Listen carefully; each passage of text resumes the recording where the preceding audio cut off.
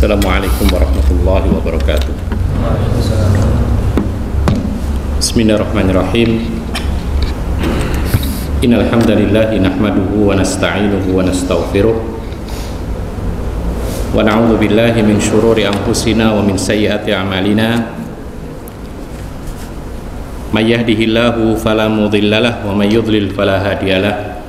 Asyhadu an la ilaha illallah wahdahu la syarikalah wa asyhadu anna Muhammadan abduhu wa rasuluh salawatullahi alaihi wa ala alihi wa sahbihi wa man tabi'ahum bi ihsanin ila yaumiddin wa sallama tasliman katsira amma ba'd.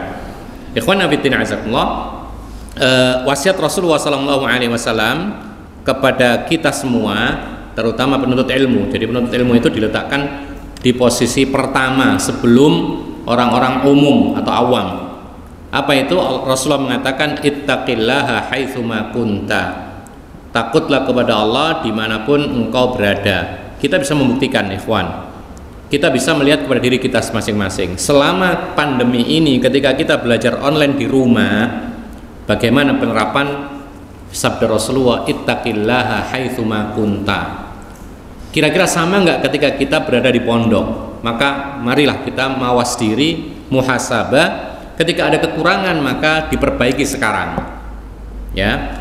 Kemudian Rasulullah juga mengatakan wa atbi'is sayyi'atal hasanata tamhuha, dan iringilah perbuatan buruk dengan kebaikan, yang mana kebaikan akan menghapusnya. Kemudian Rasulullah mengatakan wa khaliqin nasa bi khuluqin hasan, perlakukan manusia itu dengan akhlak yang baik. Ikhwan fillah azakumullah, banyak orang pintar, banyak orang berilmu, banyak orang bergelar, tapi jarang orang yang berakhlak. Akhlak terbagi menjadi dua: akhlak kepada Allah, akhlak kepada siapa? Makhluk. Akhlak kepada sang Khalik ini yang pertama, utama, tidak bisa tidak. Berakhlak kepada Allah ini jujur kepada Allah dalam segala hal, takwa kepada Allah, ini yang pertama, tidak bisa tidak. Dan itu yang harus kita pelajari, dan insya Allah kita akan matangkan di tempat ini, insya Allah, berakhlak kepada Allah. Cuman masalahnya adalah akhlak yang kedua, yaitu akhlak kepada manusia kadang-kadang keteteran, kadang-kadang terabaikan, kadang-kadang tidak digubris. Satu contoh ya, sekian banyak di antara kita, ya, sekian banyak di antara kita keluar masuk, bertemu dengan orang seperti tidak kenal. Pertanyaannya sekarang, apakah ini akhlak yang baik? Antum talibul ilmi, penuntut ilmu, ketika antum lewat di hadapan orang, antum sempat pernah melihat atau bahkan antum pernah mengetahui bahwa yakin ini orang Islam, maka akhlakul karimah yang diajarkan oleh Nabi Muhammad SAW apa kira-kira? Paling minimal apa kira-kira?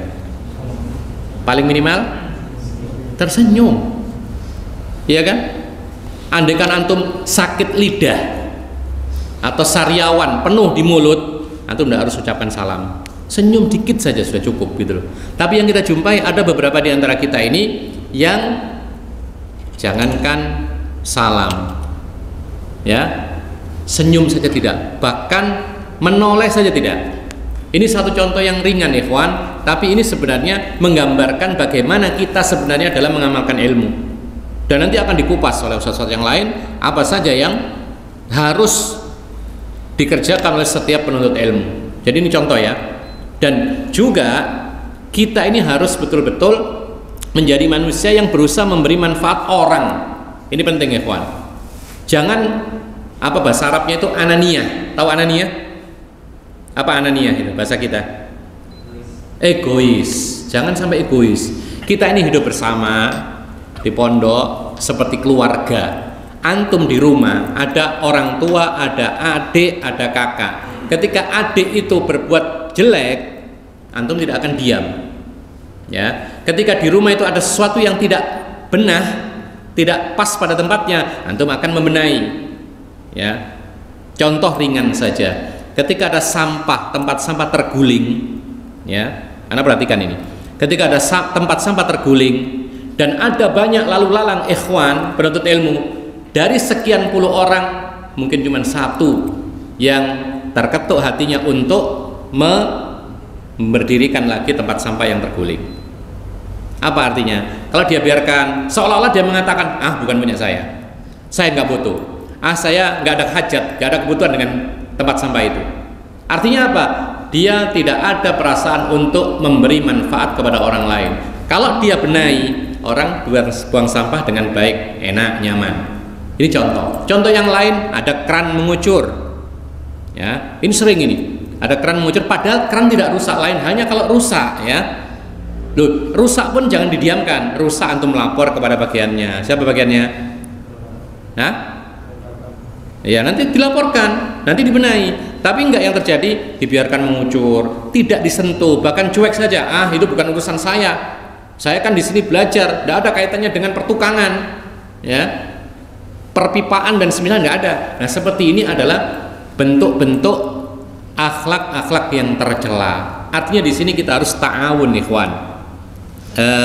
Kita harus ta'awun seperti yang dikatakan oleh Al-Hasan Al-Basri. Beliau mengatakan, husnul khuluqu talaqatul wajhi wa badlul ma'rufi wa kaful adha wa an tahtamila ma yakunu minan nas. Kata Al-Hasan Al-Basri, akhlak yang baik adalah bermuka masam. Betul? Antum diam aja. Kalau salah ditegur, meskipun yang ngajar antum gitu loh. Akhlak yang bagus adalah berwajah ceria. Jadi jangan sampai terlihat murung, apalagi melihat temannya seperti musuh, apalagi sampai kemudian melemparkan pandangan ke arah yang lain. Antum di sini ikhwan semua, lain halnya nanti kalau ada akhwat nggak usah melemparkan senyum gitu loh. Lain lagi, antum sama ikhwan cemberut sama akhwat, nanti senyum-senyum, ini kebalik gitu loh. Ya, nanti jangan sampai ada yang demikian ya. Nanti tidak akan lama nanti akan ada akhwat juga, karena sekarang masih belum masuk.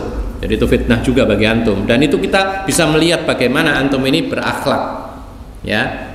Jadi mestinya senyumnya ditempatkan kepada sama ikhwan, tapi ditempatkan kepada bukan tempatnya, ini zalim namanya. Baik. Kata beliau juga, wa badrul ma'ruf, mencurahkan semua kebaikan yang ia punya. Antum nggak punya uang, punyanya apa? Tenaga. Tenaga dicurahkan. Ya, antum nggak punya tenaga, nggak punya uang, antum punya ilmu, disampaikan. Jadi nggak usah hitung-hitungan. Untuk apa? Untuk gantinya di dunia.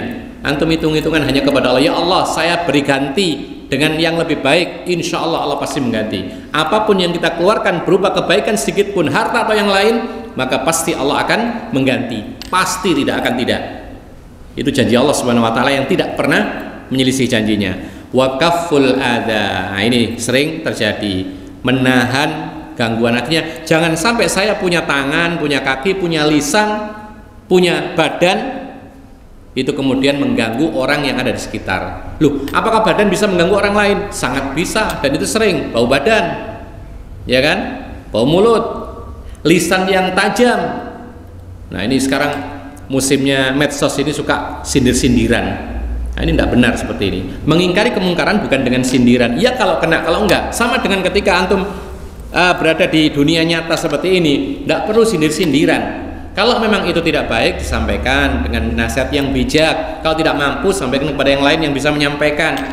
Kalau sindiran itu kadang menyinggung perasaan. Orang yang tidak berbuat tersinggung, akhirnya semakin besar masalahnya. Kemudian ketika bertikai, antum harus betul-betul, yaitu sabar. Kata beliau, Al-Hasan Al-Basri mengatakan, dan juga diantara husnul khuluq itu adalah, yaitu antahtamila ma yakunu minan nas, sabar dengan apa yang ada pada manusia sekiranya itu mengganggu kita. Mungkin ada orang tidak ngerti, kemudian kita merasa berat hati, tersinggung dan sebagainya. Tidak usah seperti itu.